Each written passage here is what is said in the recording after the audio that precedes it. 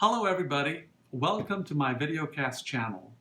The New York area is in a cold freeze with temperatures at minus 14 degrees Fahrenheit or minus 20 degrees centigrade. However, our work at the Learn for Life Foundation continues. This is the first of a 5-part series on the current global crisis in education.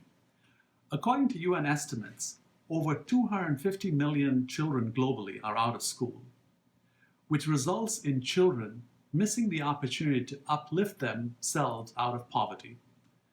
India is facing one of the worst crises in education. There are over 17 million children that are out of school, and illiteracy levels are as high as 40%.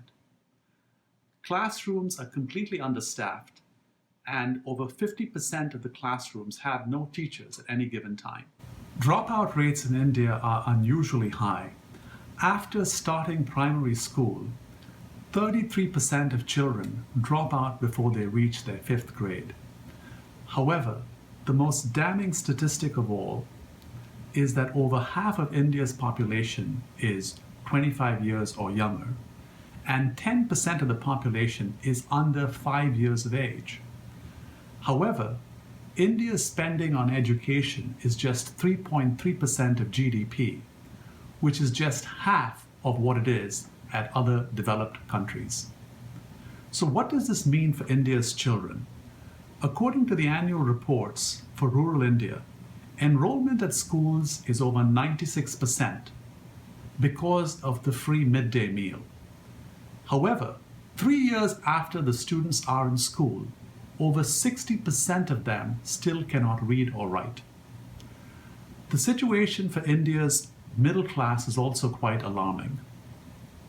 This group is projected to grow from 300 million to over 600 million in 8 years, which means the country will need an additional 13,000 schools by the year 2022. This gap has resulted in the proliferation of private schools, where the average private school tuition has almost tripled in the last 6 years, making education for the lower middle class completely unaffordable. India also faces a major crisis in terms of qualified teachers, with a shortage estimated at over 1 million. The reason for this is the lack of pay scales that are appropriate and social perceptions around being a school teacher. So does India have an educational crisis? I absolutely believe so. Stay tuned to this channel as we discuss some of the new and innovative education models that may help us address this crisis.